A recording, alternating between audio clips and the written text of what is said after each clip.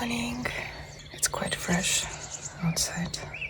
Because of Easter, the transport is... I saw that the buses that I have to take, instead of 17 minutes, it will take 1 hour in 2 buses. I am ready to go and to see what the public transport is. If it will not work, I will walk. And it's very fresh, like I'm feeling the weather outside. And I hear the birds. It's a bit raining, so I'm checking my waterproof jacket. And I have waterproof bag. But anyway, I will try to protect myself and will stay under the roof to wait for any bus to come. I will be happy if any bus will come. I see my baby bus is coming. Woohoo!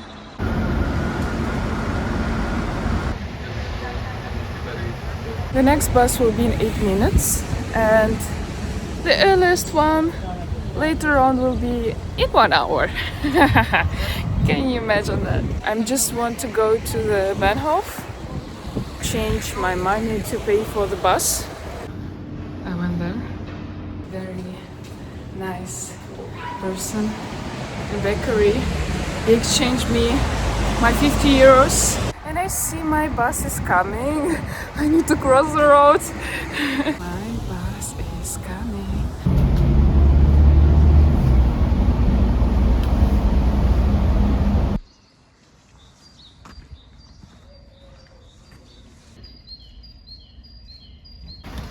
That's interesting art.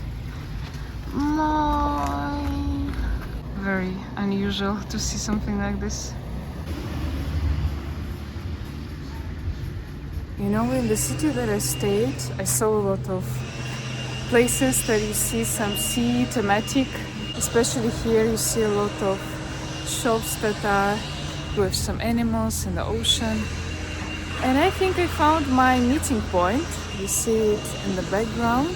I'm gonna have excursion in 1.5 hours, so I came earlier because of the public transport. Wow, look at this! I'm close to Dune, and I'm thinking to change a bit and warm myself because I'm getting a bit cold. I hope the weather will become a bit more sunny, but still, it's nice.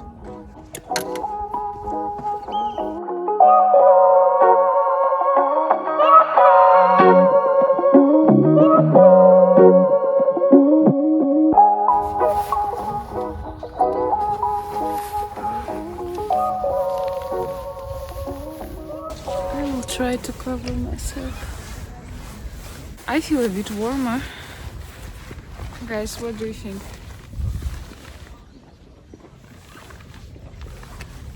What do you think about my style?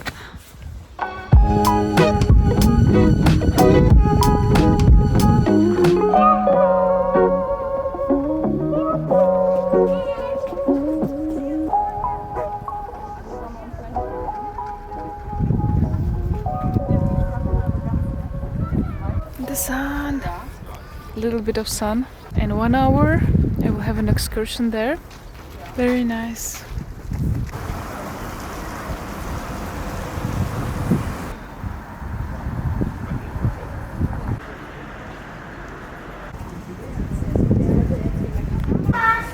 So this is the timetable.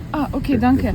So wir kommen to Sahlenburg. Ja, genau. Super. So I have a wonderful idea. The nice driver, he told me that I can go to the place that I have my guest house and I can take this train. There is some buses, but I thought it would be nice to take this wonderful train later on after my excursion. I think it's a good plan to go from here to my place. I'm going to have my excursion. It's a bit warmer than it was 1 hour ago. Excited to have my first excursion here. So this is my wonderful person, Anna. Hi. This is Anna and she will give me the wonderful excursion to this place. Yeah, we're gonna see the Wadden Sea. Yay! It's Yay! actually my favorite place in the world, I think. I love it so much. And it's actually the world's largest area of tidal mudflats that exists. So it starts in the Netherlands. It's stretches along the coast for about 500 kilometers. And it's actually so unique that it's a UNESCO World Heritage because it's such a rare place and nature is really untouched here. And there are so many animals living in the ground. Some of them I'm going to show you. Yay! And they're all really interesting because all the animals here have to adapt to this area. It's hard to live here because like sometimes there's water and sometimes there isn't. Sometimes the water is really salty and sometimes it's very sweet. So they just have to adapt a lot, and they have learned some really interesting ways to do so. Should I actually show you the smallest animal first? So you see these little tiny things that are barely visible here. If you pick them up, they're like really tiny little snails. And they're called mud snails. They're probably the smallest animals we're gonna see today because everything smaller is invisible to us. Oh my god, really? It's an animal? Yeah, and it's grown up. It will never get bigger. Aww. But it's the fastest snail in the entire world because it can actually surf on the water. Like it builds a little surfboard out of its own spit and then it surfs. He's also a surfer. Yes. That's really funny actually. Like that's so cool. Here you go. Oh my god. Look at this baby. It's very small. Yeah. And like if you pay close attention to it, they're like everywhere. Like every time you see a little dot on the ground, yeah, it's all them. And there's like about 10,000 per square meter. Wow, that's cool. the piles of spaghetti, yes, I see it. Yeah. These are actually the poop of a worm living in the ground. It's a poop. Yes, like it's just sand. If you touch it, it dissolves. Yeah. But yeah, you also see these little holes that are like funnels.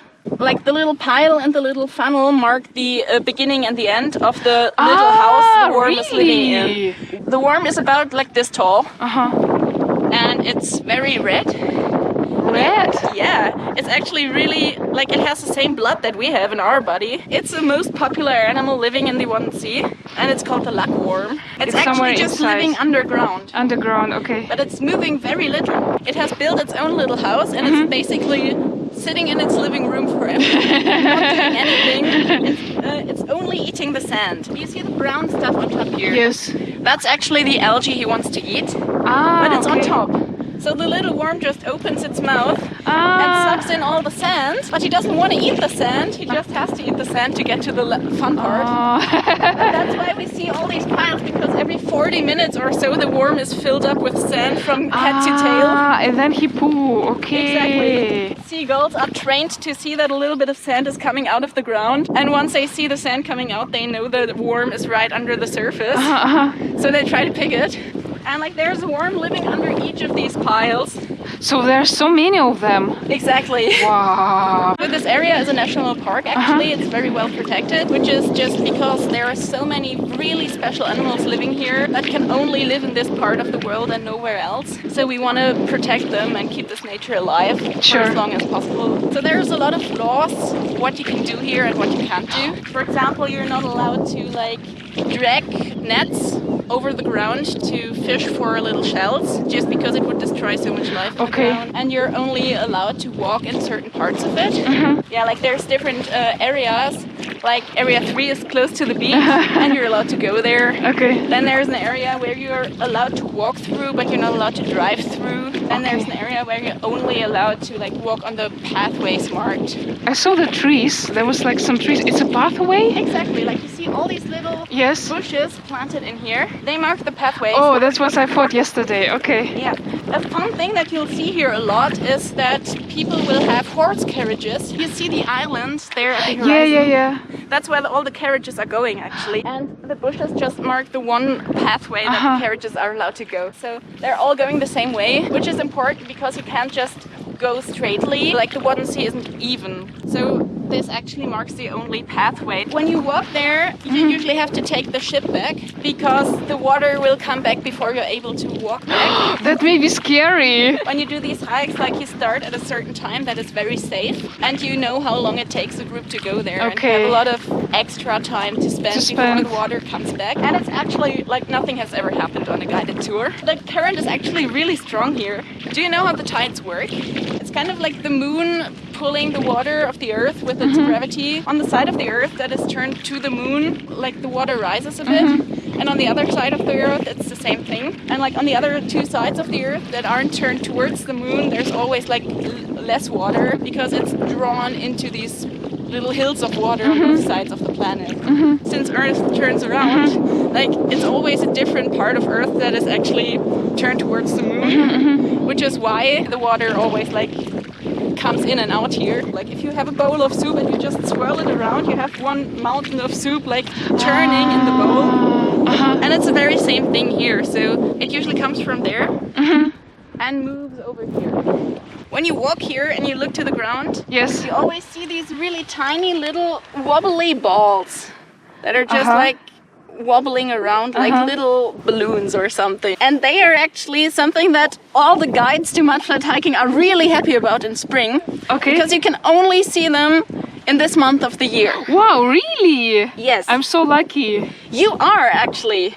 These are like the first signs of spring coming into the Wadden Sea. To us, this is a sign that all the animals that have hidden away from the winter are going to return. Because these are actually little eggs of some worms. It's eggs, so worms. Exactly. Wow. Like there's a little worm called the bristleworm, and it's like a little red worm. It's like maybe this long, and it's really thin, and it has a lot of little feet. Okay. It's really cute, and it's usually red or green. And in springtime, they get a little horny and want to have sex. This is actually the result, though, because this is about 2,000 eggs. In one 2,000 eggs? Yeah, exactly. Wow. Like in one little slimy ball, they have 2,000 eggs. Like some of the balls are a little bigger. Maybe they even have 3,000 eggs in them. 1% of them actually survives though. All the other ones are eaten by other animals. That's kind of how it works here with every animal. They all have like 1 million babies. Just so that 100 survive. Here's one that's a little bigger. There are green ones too. Oh, if we find a green one, tell me. Yes. The green ones are actually the same thing, but from a green worm instead of a Okay, red so there is a worm. red one and green one. Yes. Wow. The green ones always come a little later than the red ones because the red worms get into spring feelings a little earlier. So it's 5,000 eggs inside? Yeah. Kind of like 4,000 to 5,000, you never know. You're gonna show me shells moving, okay. Yes. Let me just find some. This is in a good place. There's a kind of shell that lives like a centimeter below the ground. So this is the shells that are digging in the ground, right? Okay. I'm gonna need a little more though than just this one. They are very easy to find. So you see I'm just like scraping the ground. Yes. And in doing so, like my fingers catch them pretty quickly. And they're gonna start moving and kind of swirling around to get back into the ground. Wow. And they're not doing anything. It's okay. Oh, look. I think he was doing something. Yeah, he was doing something. This guy. So they live about this deep underground. And in order to be able to eat and breathe, they have like 2 little snorkels coming out of the shells as well. And it's like the end of the 2 tubes. And when you step closer to them and your shadow falls on them, they immediately disappear. Oh, you saw there was a small fish? Oh, where was it? This one, you see? Yeah, This one. you're right. Wow. It's actually not a fish, it's a little shrimp. Shrimp, okay. Oh wait, but I just have a little fish that I just caught with my finger. Oh my god. While you were saying there's a little fish, look at this. So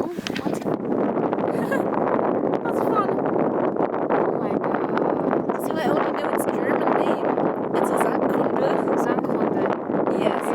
It's really cute. It was just hidden in the ground and I was just putting my finger on it in the second when you said, look, it's a little fish. Wow. That's cute. But is it like rare to see the fish like this? They live here a lot. They're just all very sand colored, so birds don't Yeah, see sometimes it's difficult to... And a lot of the fish are really small here, because once they get bigger, they move out into the wide and open sea. But when they're very small, they all grow up here. This is actually kind of like the kindergarten of northern sea fish. Oh, look at this! I don't know if I'm gonna get it, because it might try to escape underground when I pull it. I don't want to rip it apart, so I'm careful. Sure, be careful.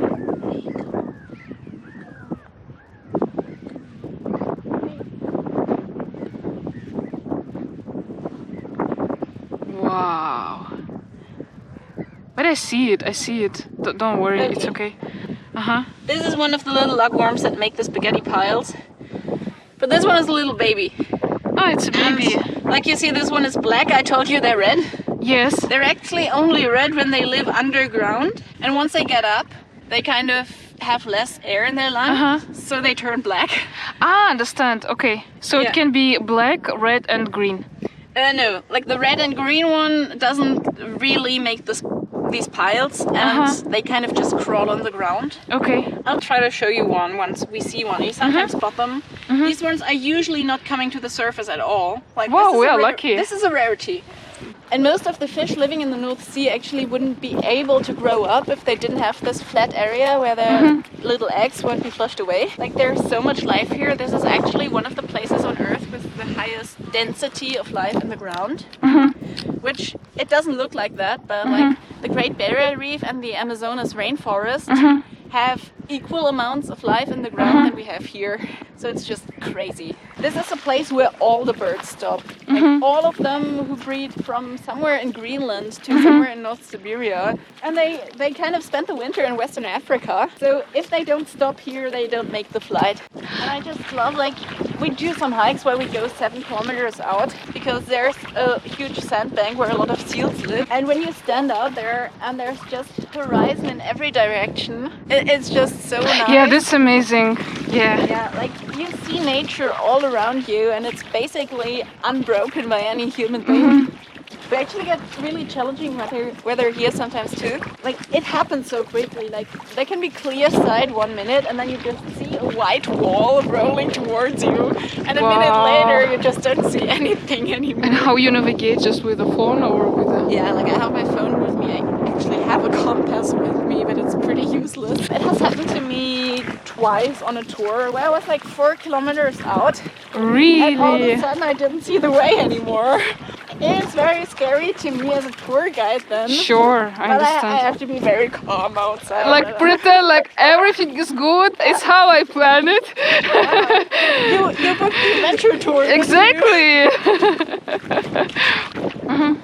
They usually live about this deep underground. The little holes that look like they're going down really sharply, they usually mark that a shell is living underneath it. They go deeper than any other animal here. Since they live so deep down, they think that they're safe of everything. That's what actually kills them in the end. Because they feel so safe that they start getting rid of the parts of the body that they think they don't need anymore. And in the beginning of the life, they have a little foot to get underneath.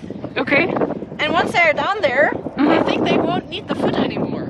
Ah. So they just start deconstructing their own foot to put the material into their muscle that they have on top for breathing. So like they have a really thick snorkel on top, but they don't have a foot anymore. The problem is they don't need to move for a while, but then the Wadden Sea always changes. It never stays the same, and once we have a storm, it can happen that a huge surface of the ground is just ripped away and carried somewhere else. Wow. So when that happens, our little shell is just all of a sudden not 40 centimeters deep in, but only 10 centimeters. And then their muscle already like peeks out of the ground. And then they can't move anymore. So that's when they birth, when they're fit for birth. Birth for eating it. Oh my god. Yeah. If you want to touch it, it's gonna pull in. Oh my god. Like, do you want to do Yes, it? I want to touch it. 1, 2, 3. Oh! Wow. It's not done completely yet. You didn't scare it enough. But it's okay. I like him, so I just say hello. Razor clam. Razor clam. Yeah, because it kind of looks a little bit like a razor clam. Ah, okay. These are actually one of the immigrated animals that don't do any damage at all here. Just kind of rare because we have the oysters that kind of have a bad reputation because they make so much damage to all the other animals living here. Yeah. This one doesn't. It's just amazing bird food. Oh, that's nice. This one is kind of broken. It's usually like 2 parts. 2 parts. It usually lives upright, standing in the ground. We didn't see the shells digging earlier. This one is a lot faster in digging. If I see them sticking in the ground and I don't know if they're still alive, I always just touch them by the soft side of the shell. I never touch them with the rim of the shell, because if they get scared, they pull into the ground. I'm really afraid to cut myself when they do it. Like their name Razor Clam Wow. actually gets a new meaning then. They're very, very beautiful.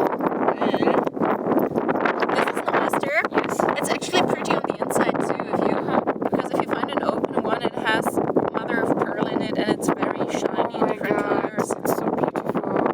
They just have these amazing forms. Amazing, very beautiful.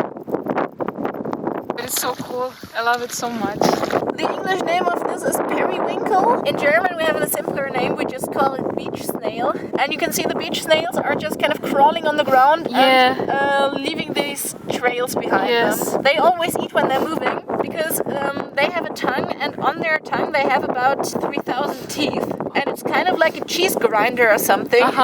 They just But he's fast, he's quite fast. Yeah, he's using the current to support his meat. Like you see this little black lid that they have here. They can pull this close, like they can pull their snail body further in and completely close the house off with the little black thing here. They can live on this one drop of water for an entire 3 months. Like you see now it's closed. Yeah, and these little things are actually really intelligent animals. It's such a small snail, it doesn't look very interesting. No, it's interesting. It's actually really clever because it found out a way of how not to do its own work. Because it has one job. If it doesn't have enough slime, it can't glide and it can't eat, so it needs to produce it. But it doesn't want to produce its own slime because it's work. So what they often do is what you see here. Like you can see 2 on one spot, or here 2. Yeah. They find the trail that another snail left. And they follow the trail. Yes, because there's already slime in there. That's smart. Which is very practical. And sometimes you see 5 or 6 in a row, which is so funny. Usually it's not cockles, usually it's snails. Wow, there's so many of it. Yeah. Its tongue coming out a little bit out of the shell. Wow. Looks like a plant, doesn't it? Yes, It's not a plant. No? No. This is a colony of about 1 million little polyps. Oh my god. It's like a coral, which is also not a plant, but made up out of very tiny animals. If you look at this really closely, you can see all the little beads that kind of form strings here. Like all the little segments. Oh my god. And each of these segments is its own little animal. Aw, poor baby. So triangle in the belly, yes? Yep. You know what I'm talking about? This little thing? Yes. When it's kind of thin, like this one, it's a male. And when it's kind of like really round shaped and doesn't look like a triangle anymore, then it's a female. Okay. I've actually only seen them in real life twice. They usually hit Really? underground. Wow. I'm Nice. always so happy. All the brown slime here. Let's go. So this is wonderful Anna. She showed me this amazing place and we were very lucky because it was sunny. I'm very happy and really highly recommend Anna. So everyone who will be there, just contact Anna. She's making an amazing excursion in English and in German. And she's an amazing guest. Like if you have the opportunity to go anywhere with her, do it. She's so fun. Much. Thank you so much, my pleasure. So it was a big pleasure for me that Anna made my private excursion. So I will put the link in this video in the comments that you can contact to the website and ask for Anna. She's very, very great person, and you know, it's very amazing to see the guide, the person who really take care about the nature and you know, to all the small details, small animals, and she's very passionate about that. So I highly recommend her. I spent really great time here. The water is still on the way back. Anna, she told me that in 1 hour and something probably the water will slowly come back. I'm thinking to go to this direction to the end, and because I have opportunity maybe I will go a little bit deeper just to walk in this wonderful nature.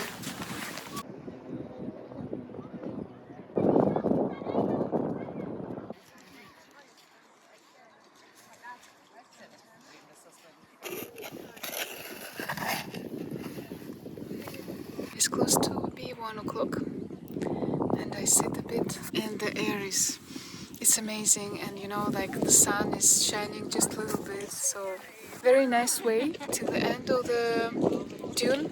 So very, very excited, and I'm thinking on the way back I will go to this wonderful thing. I see that the water is coming back slowly.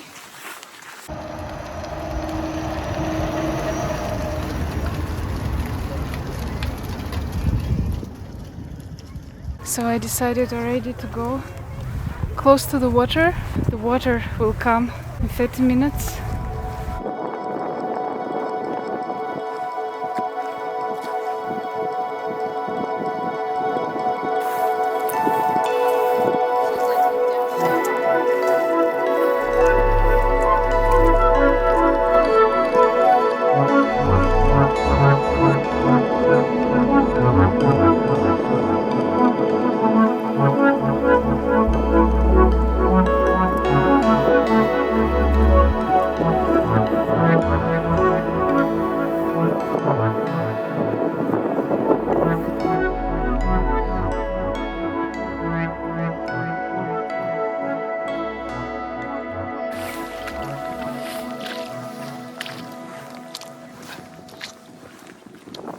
Imagine that some minutes ago I was standing right there and I feel like the water is coming right now, so I have to slowly go.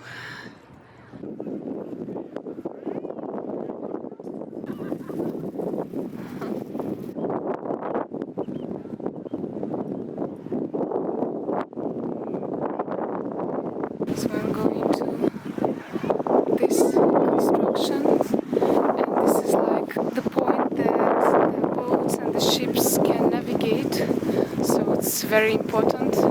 You saw it on the tickets of the bus.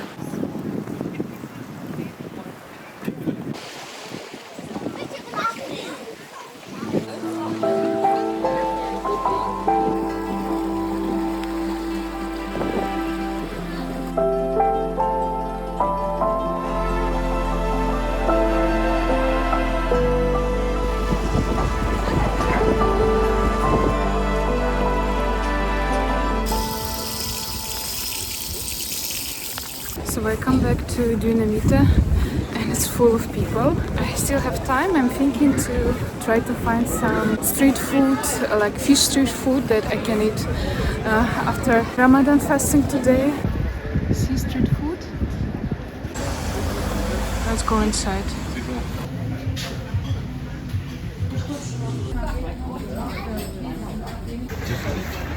So I took fish and chips, as you saw. They prepared very fast.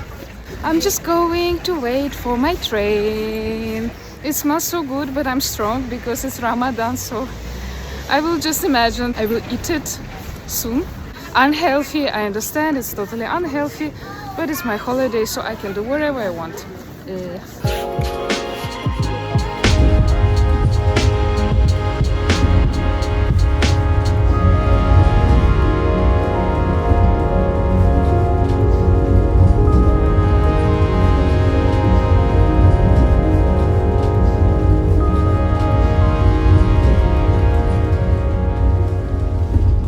It looks like 30 minutes. I like it. It was very positive.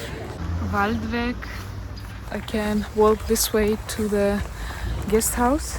Yesterday I was walking more countryside, you know. We can walk in the forest. So I want to take this advantage and walk here.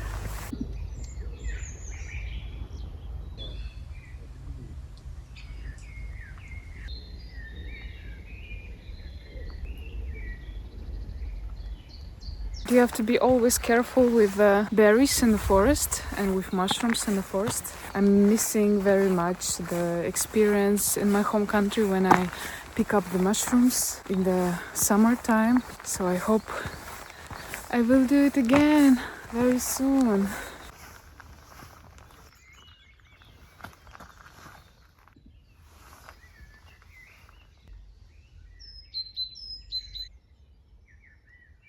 I'm coming back to Guesthouse for 20 minutes and then I will have a bit of rest and I will go back to the beach because I want to see how the water is.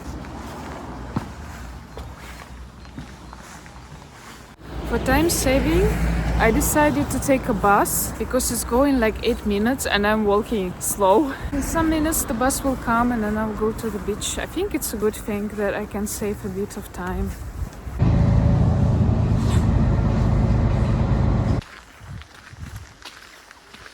Again here, compared to yesterday, there is no sun. So there will be no nice sunset as yesterday, but I just see the water and it's still there.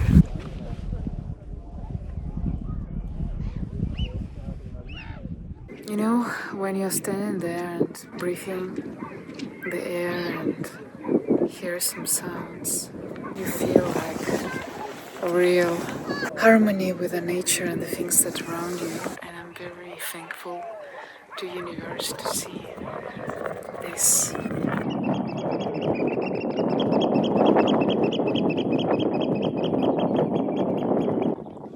Bye bye, Wadden Sea.